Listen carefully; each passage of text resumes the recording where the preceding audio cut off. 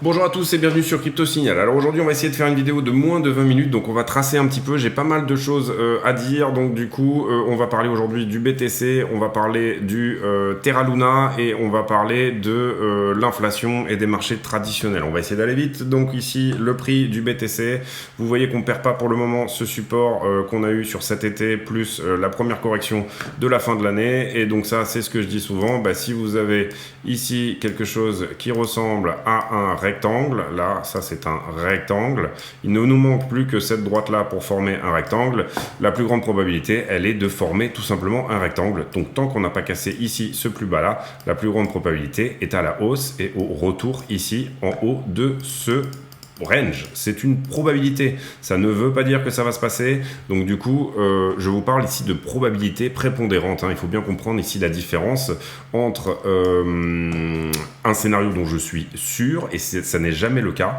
et tout simplement une probabilité. Donc là on parle de probabilité, la probabilité de rebondir ici avant de ne pas perdre ce support, elle est plus importante que celle de le perdre, d'accord? C'est ce que je vous ai expliqué également hier dans la vidéo.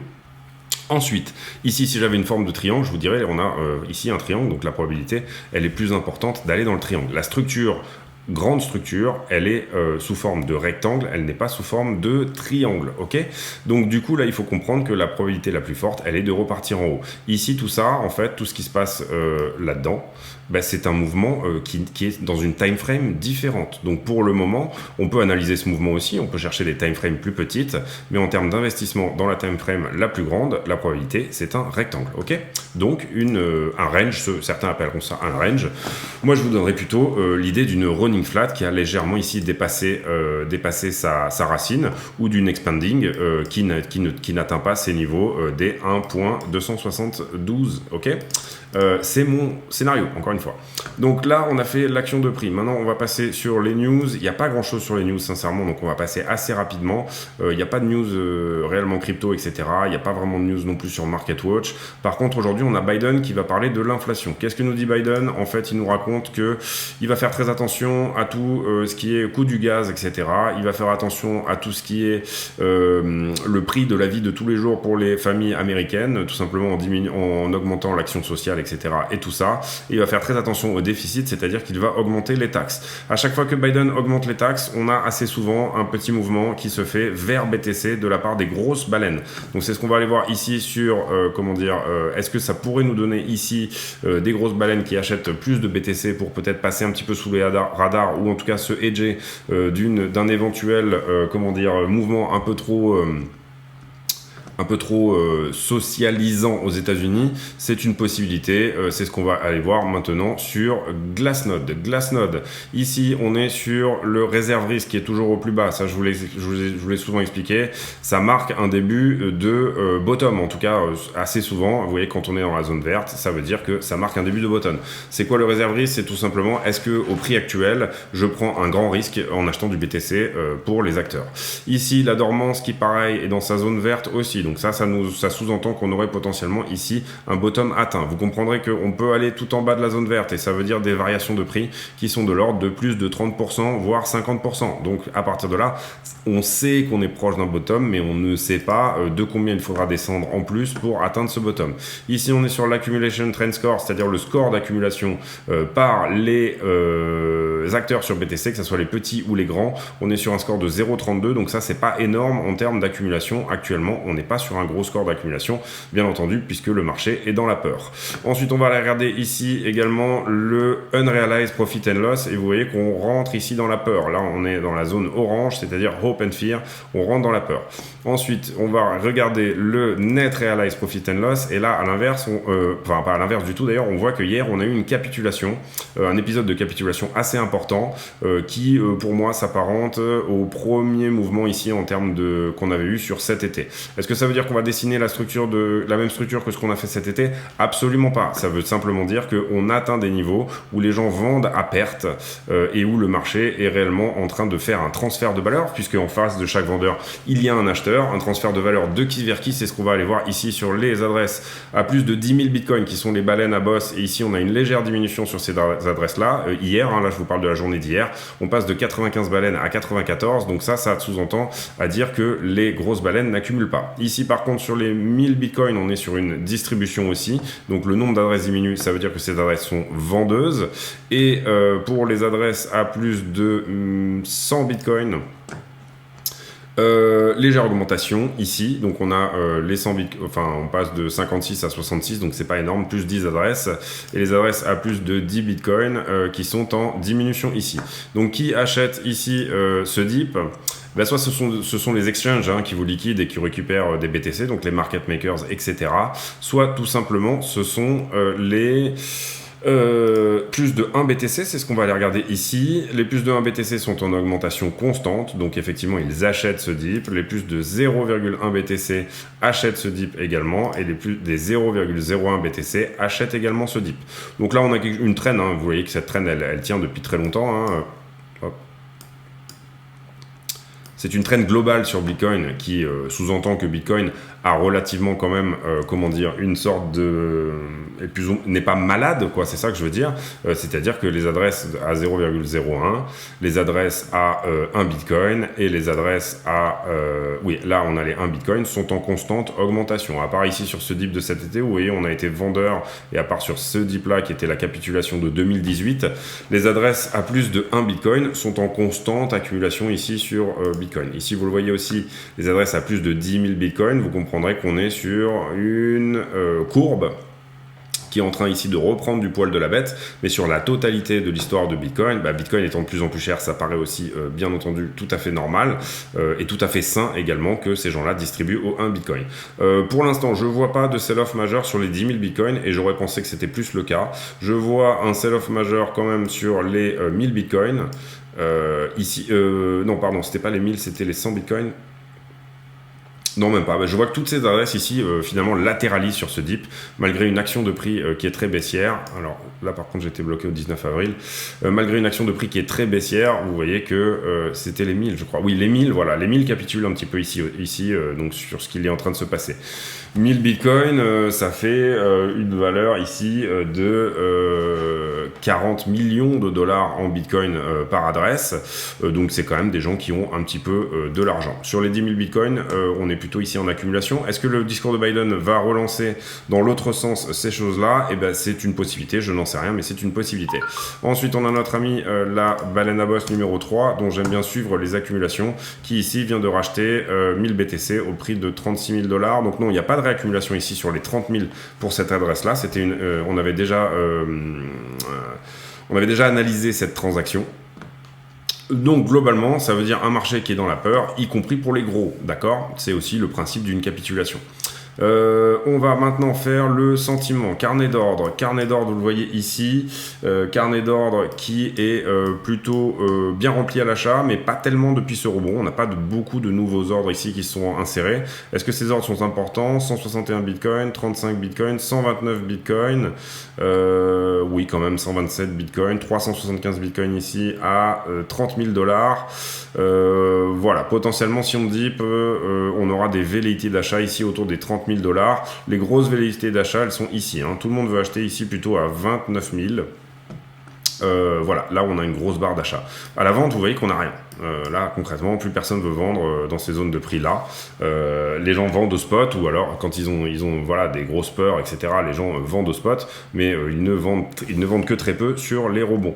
Néanmoins, est-ce qu'on va regarder peut-être un petit peu ce qu'il y a là? 53 bitcoins ici au prix de 33 000 dollars, 45 bitcoins. Voilà, on n'a pas beaucoup de vendeurs ici à l'instant T, en tout cas sur Binance. Ensuite, les options, on devrait clôturer ici. Si jamais les market makers font leur boulot, on devrait remonter aux 39 000 dollars pour vendredi. Ça paraît tendu quand même de ne pas laisser gagner, là on est autour de 31-32 je crois, de ne pas laisser gagner quelques strikes ici dans l'histoire. Donc voilà, ici le max pain price ne jouera peut-être pas, en tout cas il jouera à la hausse, vous comprenez que c'est une pression haussière, s'ils le peuvent, les market makers vont essayer ici de faire remonter le prix. Néanmoins on n'est pas sur des niveaux déconnants, vous voyez 749 bitcoin ici, 350 dollars, 402 ici, si ça coûte trop cher de faire remonter le prix, ils vont tout simplement ici lâcher l'affaire, et ces puts qui ont ici joué le bitcoin à la baisse, c'est-à-dire qu'ils ont pris comme une sorte d'assurance, si le bitcoin baisse, ils peuvent le racheter à ce prix-là, ces puts auront gagné. Les altcoins qui sont complètement noir. Les altcoins qui sont, hop, qui sont majoritairement shortés ici à l'instant T. Alors un peu moins en fin de journée, mais ici sur tout le début de la journée, bon, bah, c'est parce que tout simplement il y a eu un petit rebond, mais on est quand même plutôt short sur les altcoins. Pourquoi on est short? Parce qu'il n'y a plus de longueur. Tout simplement, là, sur les altcoins, on a tellement nettoyé, plus personne ne veut réellement longuer les altcoins. Vous voyez que l'Open Interest a fait une très forte chute et on va reprendre ici ces mécanismes-là. Ça, Luna, on va y venir après. Ensuite, donc du coup, le Bitcoin, on fait ici l'étude en 5 minutes. Je vous ai expliqué hier qu'on était en bas de range là, c'est-à-dire que ici, vous voyez qu'on est en bas de range sur l'Open Interest. Ça veut dire que le nombre de contrats en circulation a probablement suffisamment déleveragé ici. Donc les market makers devraient relâcher un petit peu leur action sur le prix. Sauf s'ils veulent venir chercher les shorts, et auquel cas là ils vont plutôt faire venir monter le prix à la hausse pour venir liquider les shorters. Je vous avais parlé ici de cette distance de 33% entre les shorters, entre le point le plus haut et le plus bas qu'on a fait là. Donc on est venu chercher les leviers x3 depuis le dernier gros point de longue. Ici, qu'est-ce qu'on a? On a tout simplement ici un deleveraging, donc tout ça est un deleveraging. Là on commence à avoir du shorter, donc le prix remonte, il liquide ces shorters là. Ensuite on commence ici, on remonte au niveau du funding et on remonte au niveau de l'open interest. Donc on aura ici un point à prendre en longue. On va le garder quand même s'il a été très légèrement touché, on va le garder quand même. Et puis on aura ensuite, qu'est-ce qu'on a? On a le funding ici qui continue à augmenter, ici des leveraging. Vous comprendrez ici que l'open interest c'est le nombre de contrats en situation, on ne sait pas si ce sont des shorters ou des longueurs, et ici c'est le taux d'intérêt variable. Si jamais le taux est vert, ça veut dire qu'on a plus de longueur que de shorters. Si il est rouge, ça veut dire qu'on a plus de shorters que de longueurs. Ici on a une augmentation sur du funding, donc on a aussi un autre niveau ici à prendre au 30 600 de longue, et puis là le nombre de contrats augmente mais le funding diminue. Ça veut dire qu'on a un niveau de short à prendre ici en haut de la montagne. Ensuite, très grosse ouverture de longue ici, mais vous voyez que ce niveau a été pris depuis. Donc, mais c'est quand même un niveau suffisamment important pour qu'on vienne le regarder un petit peu. Donc là, si jamais par exemple ces gens-là sont rentrés et qu'on devait vraiment aller chercher leur liquidation, je dirais qu'un levier x20 à aller chercher serait potentiellement intéressant. C'est-à-dire qu'on a peut-être des gens ici qui sont rentrés en x20. Donc pour moi, aller chercher les à peu près 30 000 $, sous les 30 000 $. Vous voyez que ça correspond bien au niveau d'achat qu'on a vu sur BTC tout à l'heure, ou à un endroit où le prix pourrait se stopper. Donc venir ici rechercher les 30 000 $ ne serait pas déconnant, puisque vous voyez l'augmentation ici elle est quand même soudaine du nombre de longues. Cependant le prix se retourne et vous voyez que vous avez beaucoup de contrats qui se ferment en même temps, donc ça c'est à mettre entre parenthèses, puisque ça veut dire que ici peut-être des gens ont clôturé leur position dans la panique. Ensuite ici on remonte sur du funding positif aussi, donc on avait un niveau de short à prendre qui a été pris, et puis à l'instant T on n'a pas grand chose à prendre. Donc ce niveau là en tout cas des 30 000 on le garde en tête. Ensuite ici sur iBlock, je suis à 13 minutes, allez on va réussir à faire cette vidéo en moins de 20 minutes, je vais arrêter de vous envoyer des vidéos de 35-40 minutes. Donc là, on avait énormément de shorters au-dessus de la tête. Là, ici, vous vous rappelez qu'on je vous avais dit, on est à plus de 30 milliards à liquider au-dessus depuis les 5 derniers jours. Le prix s'est un petit peu retourné, il est venu faire un petit peu le ménage, mais vous voyez qu'on a encore plus de 20 milliards à prendre au-dessus. Donc à l'instant T, on aurait plus de monde à prendre depuis les 5 derniers jours dans les positions fraîches en levier. On aurait plus de monde à venir prendre au-dessus. On a un premier niveau éventuellement à venir prendre que je déterminerai à peu près par là, voilà, autour des 34 000. Et si jamais on short squeeze beaucoup plus fort, on pourrait éventuellement retourner aux 37 000. Ça, c'est fonction de tout ce qui s'est fait ces derniers jours. Ça, là, on regarde tout ce qui s'est fait sur toute l'année. Et là, on est donc sur Kingfisher. On va peut-être faire un petit refresh aussi pour être sûr de ce qu'on a comme données. Sur ce qui s'est fait sur toute l'année sur Kingfisher, on serait plutôt baissier, hein, assez souvent, bien entendu. Kingfisher et iBlock sont, en termes de liquidation, sont antagonistes, mais c'est des choses qui arrivent. Et là, il faut du coup démêler le vrai du faux, essayer d'avoir un petit peu un scénario. Si jamais, bien entendu, Kingfisher veut bien, le Martin Pêcheur veut bien nous afficher la charte. Donc du coup, voilà, ce sont Kingfisher va nous proposer des algorithmes qui sont parfois très pertinents, parfois un peu moins. Il s'agit de bien entendu démêler ici le vrai du faux et d'essayer de comprendre quelle est la bonne action du prix pour demain. Ah mince, il venait juste de... Juste au moment où je refresh, le truc sort. Du coup, donc discours de Biden aujourd'hui. Demain, on aura le CPI, donc les prix de l'inflation du mois d'avril qui vont sortir pour ce qui concerne les États-Unis. Pour moi, c'est une donnée très importante parce que elle pourrait éventuellement nous donner des informations sur ce que va faire la Fed un petit peu dans les prochains mois. Si jamais on a atteint un pic de l'inflation, c'est-à-dire que l'inflation diminue, tout le monde va se dire que potentiellement on va aller vers un adoucissement de la Fed, tout simplement, et qu'on a atteint le pic de l'inflation et que c'est bon. Et le discours de Biden, à mon avis, va dans ce sens. Cependant, le fait que Biden parle le jour juste avant qu'on sorte le CPI Index n'est peut-être pas un très bon indice pour comprendre que peut-être que ce chiffre est très mauvais. Biden le sait et du coup il fait ce discours un petit peu dans la panique de manière à calmer un petit peu les gens. Ici, Kingfisher nous identifie une très forte zone à prendre à 38,39 sur BTC, qui est une des plus importantes. Bon, vous voyez ici 3000 BTC. C'est une poche qu'on va nous noter dans un coin de notre tête. Et à l'instant T, il nous dirait plutôt, non, on va du coup dipper au 30, voire au 29,5. Donc ça, c'est à comprendre. Peut-être qu'on va nettoyer ça avant de repartir en haut, accumuler du short du coup ici sur la montée pour repartir. Et bien entendu, Kingfisher nous identifie des longueurs en levier. Et ça, ce sont les leviers x3, leviers x2, etc. Qui sont rentrés sur des mouvements antérieurs. Nous identifie des clusters ici jusqu'à $20 000. Vous comprenez que des clusters, si j'arrive à étirer, vous en avez ici sur toute la longueur. Vous avez des clusters ici. Alors là, on les voit pas, mais vous avez aussi des gens qui sont garés à 10 000, etc. Enfin, voilà, ce sont des prix de liquidation. Donc là, voilà, vous avez une map à peu près en triangle, avec un petit peu la même chose des deux côtés. Maintenant ici, vous voyez qu'on a bien nettoyé et pas grand-chose ici au milieu, tout simplement. On aimerait ici avoir du shorter qui accumule du prix de liquidation dans cette zone de manière à nous renvoyer ici vers les 40 000. Pour l'instant, et c'est ce que je vous ai expliqué hier et c'est ce que je vous explique encore à nouveau aujourd'hui, le funding est vert et l'open interest a une tendance à l'augmentation. Donc on n'est pas sur ces niveaux de short complètement déconnants où on pourrait se dire mais oui, c'est sûr, on va vers un short squeeze. Pour le moment, c'est pas vraiment le cas.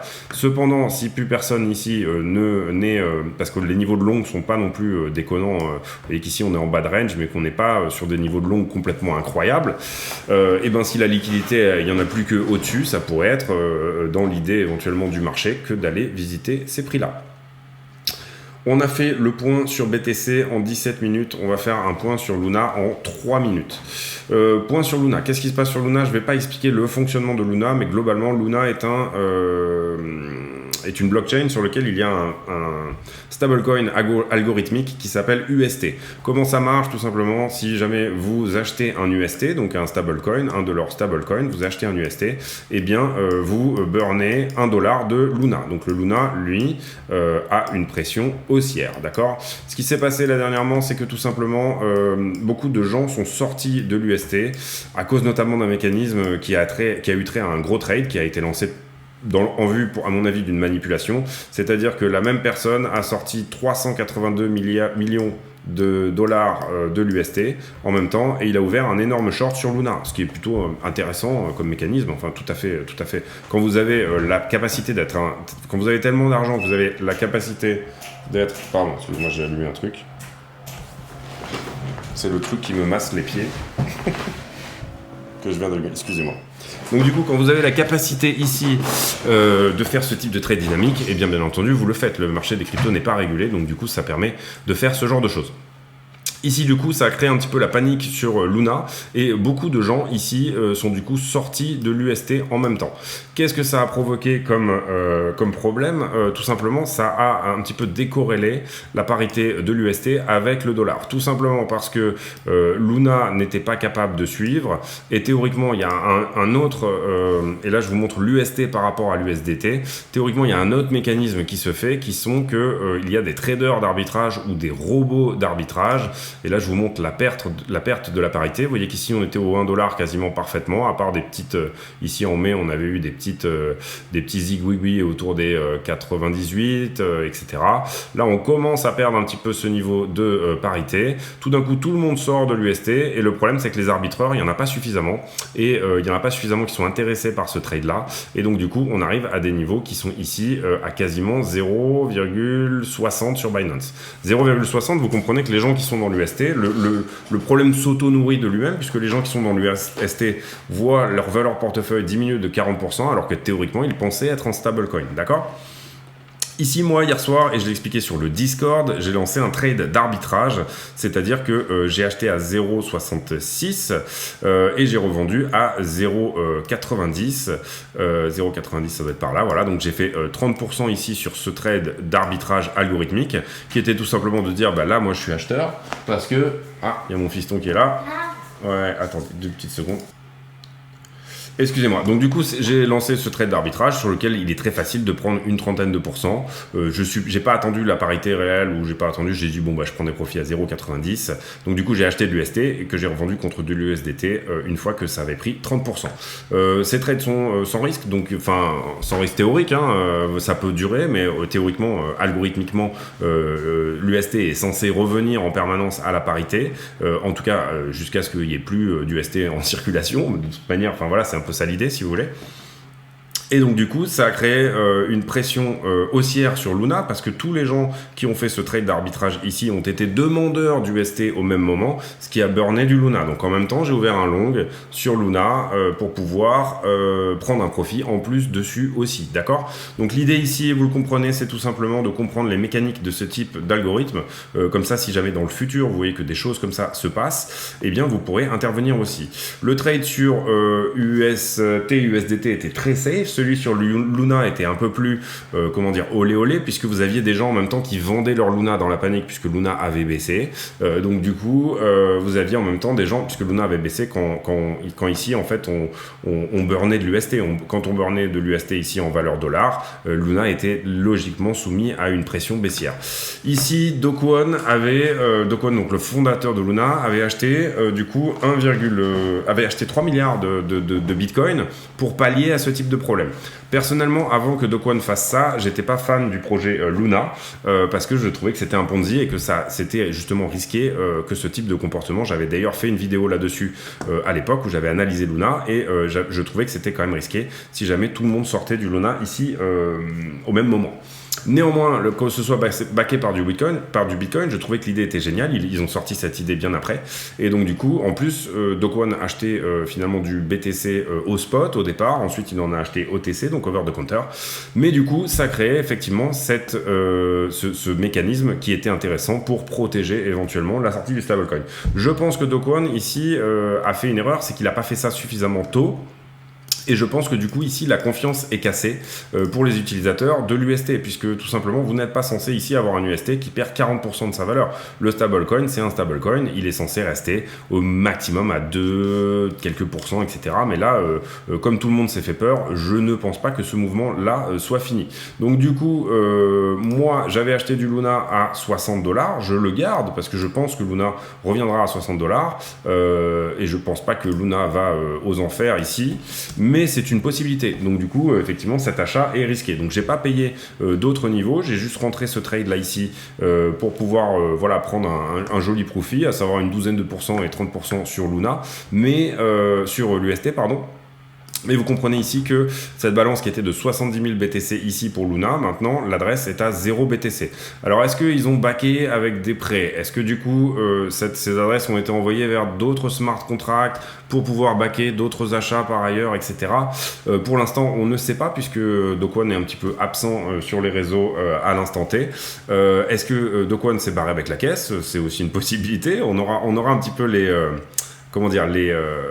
tenants et les aboutissants de toute cette histoire dans les jours qui arrivent, mais je voulais vous en faire part pour plusieurs raisons. D'abord, la première raison, c'est que algorithmiquement, l'UST est censé revenir à la parité, donc si vous voyez de nouveau des sell-off comme ça peut être des opportunités de trade d'arbitrage intéressants. est relativement peu risqué si vous avez, si vous rentrez ici sur un risk management qui est maîtrisé, hein, bien entendu, c'est-à-dire de ne pas mettre tous vos USDT dans cette histoire, tout simplement, avec un risk management, toujours garder un risk management, c'est très important. Deuxième chose, c'est que du coup, ici, on a des chances que des gens soient sortis de l'UST et finalement se disent « Ah, ça va se calmer » et reviennent. Si la parité est à nouveau atteinte assez rapidement, et ben, du coup, ça fera une pression haussière sur Luna. Donc ça, c'est la deuxième chose. Et la troisième chose, c'est tout simplement que ici, quand vous allez voir la total value lock, donc combien il y a d'argent sur les projets de DeFi, Luna est deuxième. Donc Luna a déjà un énorme effet de réseau qui est même plus important que BNB, Avalanche, Solana, etc.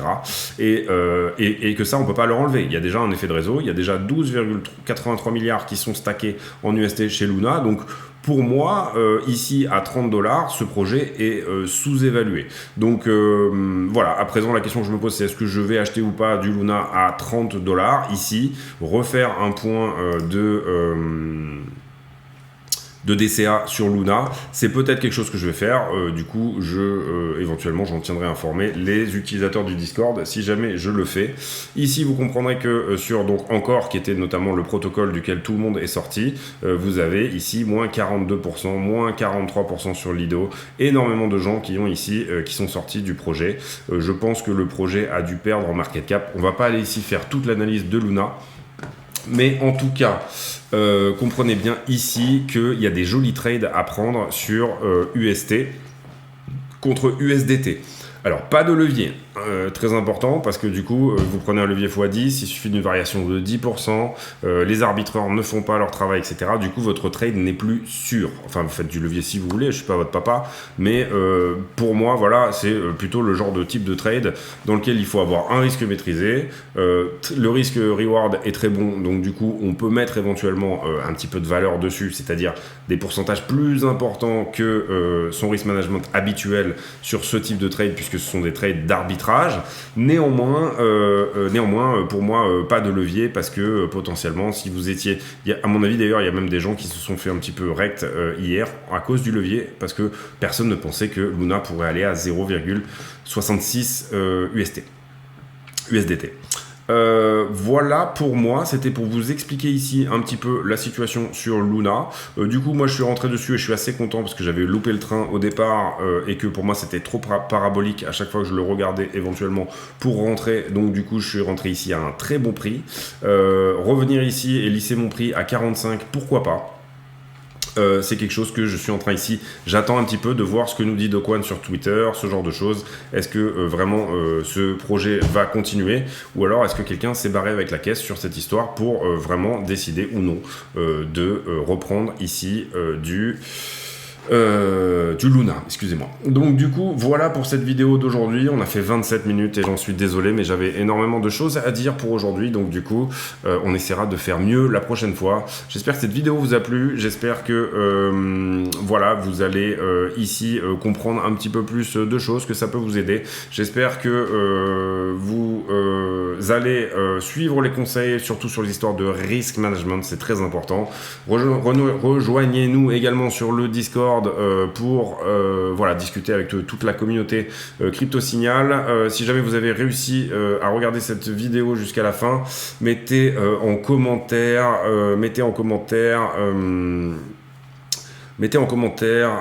est-ce que vous avez des frères et sœurs et éventuellement leur prénom. Donc voilà, ça sera pour le commentaire à la con du jour. J'aime bien en fin de vidéo demander aux utilisateurs de mettre un commentaire qui n'a rien à voir avec le sujet du BTC, etc. Donc mettez ça en commentaire. Ensuite, à partir de là, n'hésitez pas à vous abonner, mettre un like, activer la cloche des notifications. C'est tout pour moi aujourd'hui. Je vous remercie. Passez une excellente soirée. À très bientôt. Salut.